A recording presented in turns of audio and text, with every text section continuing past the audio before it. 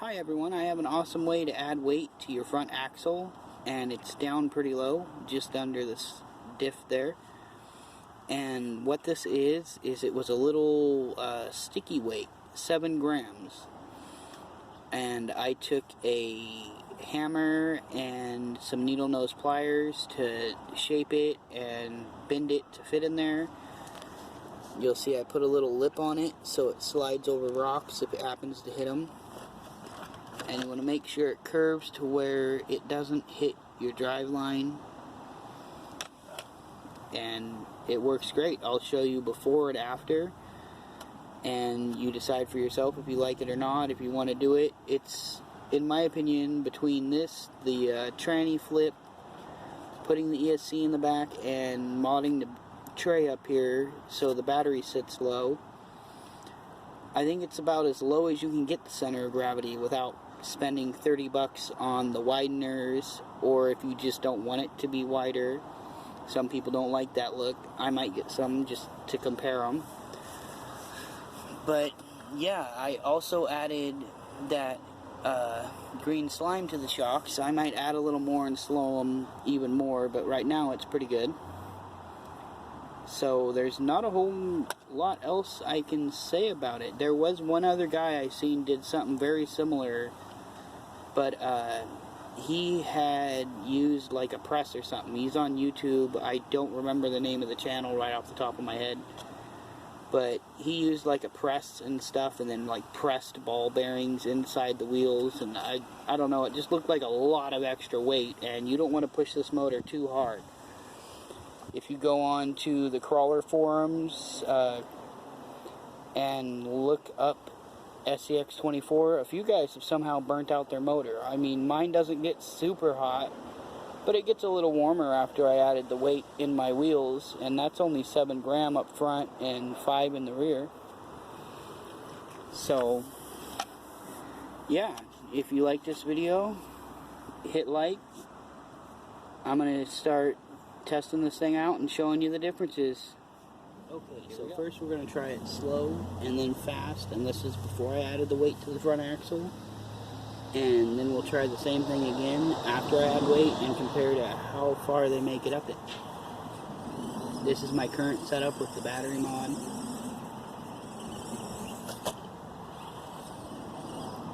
As you can see, it makes it pretty far. So now we're going to try fast.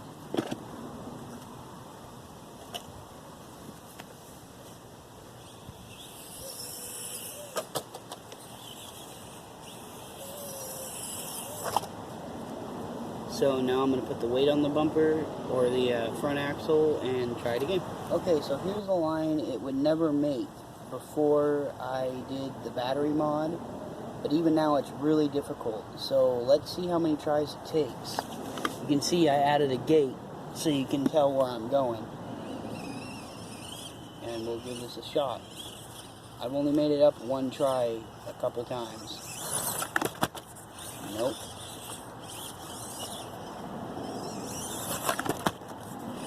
Oh, there goes part of my gate.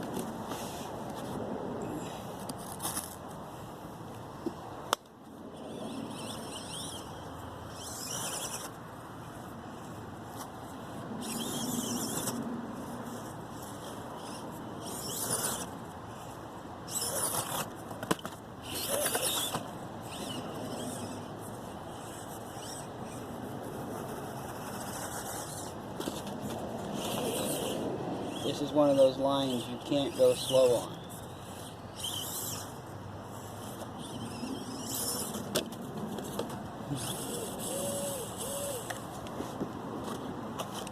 As you can see, it's not an easy line to make.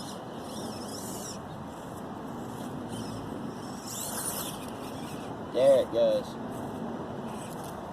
So I'm going to put that weight on the front axle, and I'll do this line again too to compare. Alright everyone, before I do the climb again with the weight on the front axle, I want to talk about how I dampened my shocks.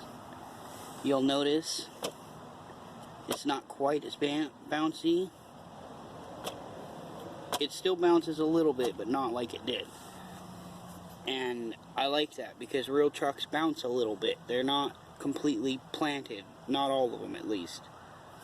And I don't want it to be so stiff that it doesn't get its full articulation.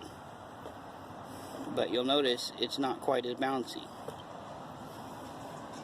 So what I did, instead of using a typical grease or something, I went and put just a little bit of this green slime inside the shock. You unscrew the cap and you can just put a dab in there, as much as you want really to make it feel how you want. And this stuff is used in 1/10 scale to keep the shocks from leaking. You put it in the seals and stuff. So yeah, just a dab of this. I might put a tiny bit more because I might want it to be even more dampened, but right now it's doing awesome. As you've seen, it did pretty good on that climb even before the weight. So yeah, just letting you know, green slime, it's $2 a tube, so it's worth a shot. Sorry about the siren. Ambulance just went by. Anyways, $2 a tube, and it'll make a big difference. So let's get to the weight test on the front axle. Okay, let's try it again with the added weight and see if it's better or worse. You be the judge. I imagine I don't have enough grip to really get up here much further.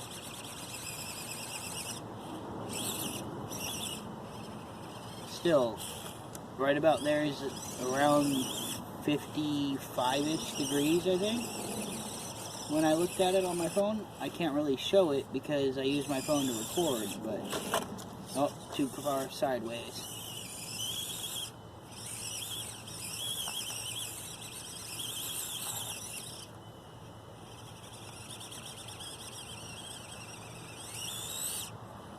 So as you can see, it mainly just slides. You look at it on the board. Okay, just for the heck of it, let's try it on just the board. See, it doesn't flip over backwards no more. Not near as easy. Full speed. Of course, it still flips side hill, and I haven't widened it really hardly at all, except with a couple little rubber washers.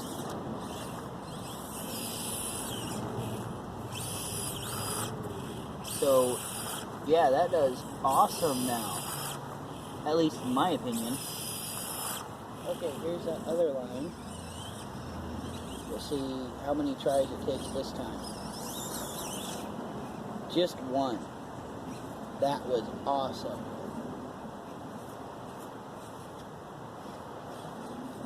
Okay, let's try one more line.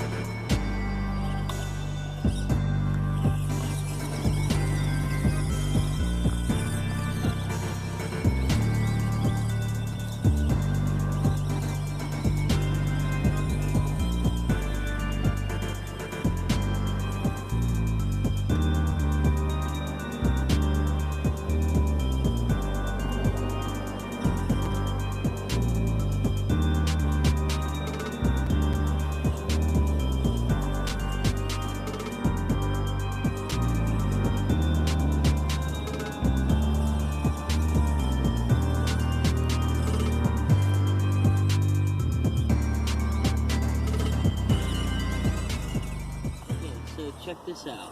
This is some of the steepest stuff on my course. My ECX Barrage 1/12 scale can't make it up this without the bamboo thing there. So check this out.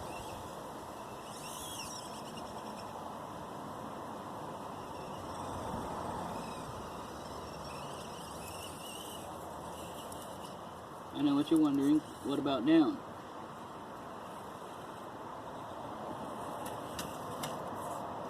Oh, that counts. You see how the roll cage kicked it back over? I don't know if you can tell, but this right here, according to my phone app, is 60 degrees.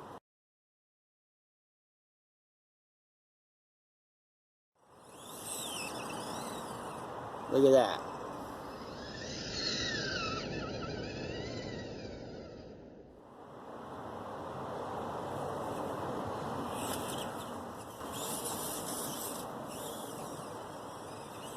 Let's try it again.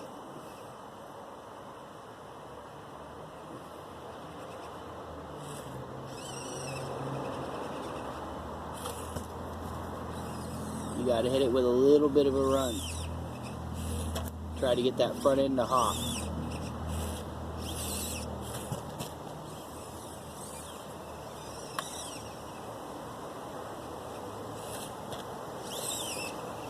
There it goes. So as you can see, this thing climbs awesome now. Alright, that's all for now. Hope you enjoyed. You can see the mod helped a ton. I'll talk to y'all later.